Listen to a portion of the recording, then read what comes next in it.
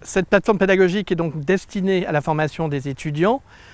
qui vont venir se familiariser et faire un certain nombre d'apprentissages pour le soin aux animaux au sein du centre hospitalier. Ils vont intervenir dès les premières années, mais c'est effectivement surtout à partir de la 3e, la 4e et la 5e année, donc dans les dernières années d'études, que leur implication sur le centre hospitalier est plus prépondérante. L'animal donc qui vient avec son propriétaire en consultation est pris en charge par les étudiants à l'accueil, au secrétariat, avec la constitution du dossier. Puis ensuite, il subit donc une première consultation par les étudiants, sous la supervision toujours d'un interne qui est dans l'entourage immédiat et qui peut les aider. Et ils vont donc faire un examen clinique, ça veut dire regarder de près l'animal, le palper, l'ausculter, recueillir un certain nombre de paramètres vitaux pour dire et commenter l'état de santé de l'animal et pouvoir en faire part ensuite à la personne qui va faire la consultation à proprement parler dans un deuxième temps. Ça permettra d'ailleurs d'échanger directement avec cet encadrant sur ce qu'ils ont vu par rapport à effectivement quelque chose qui est normal ou anormal et éventuellement d'échanger, de repréciser avec le consultant ces éléments-là. À l'issue de cette consultation, un certain nombre de préconisations, en particulier dans des explorations complémentaires, peuvent être nécessaires, comme des examens d'imagerie médicale, de la radiographie, du scanner,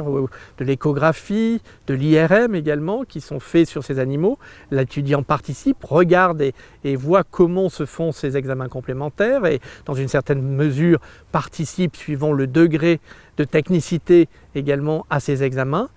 Ils auront également l'occasion d'avoir des rotations au sein du service de chirurgie notamment, où ils vont également réaliser des interventions. Certaines interventions simples seront réalisées rapidement par eux, encore une fois toujours en présence d'une supervision évidemment et d'un encadrement qui permet d'assurer une toute sécurité à ces interventions. Et puis pour des interventions plus complexes, ils auront graduellement une expérience à travers tout d'abord une exposition, une visualisation de l'intervention et puis petit à petit, au cours de leur cursus, ils seront plus ou moins impliqués dans les interventions elles-mêmes, suivant la complexité de ces interventions et leur niveau de formation. L'étudiant va suivre tout au long de sa consultation et de son parcours l'animal, qui pourra potentiellement également être hospitalisé. Lors de l'hospitalisation, il sera également confié en premier lieu aux soins et à la surveillance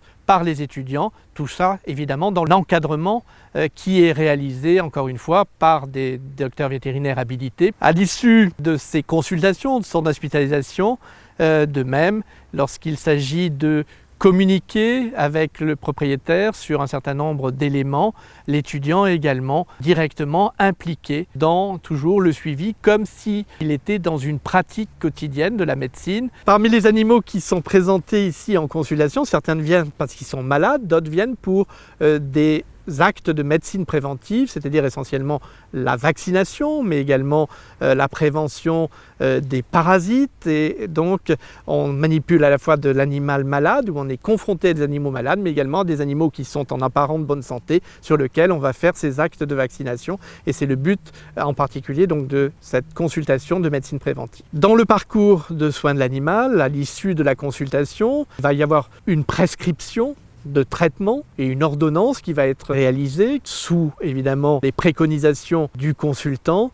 et l'étudiant va continuer le parcours de soins en accompagnant le propriétaire à la pharmacie pour la délivrance du médicament pour les soins à l'animal. Ici, dans le cadre de ce centre hospitalier, il est encadré, il est aidé, il reçoit les conseils et l'enseignement, mais il est également directement quand même confronté, c'est cette première expérience en situation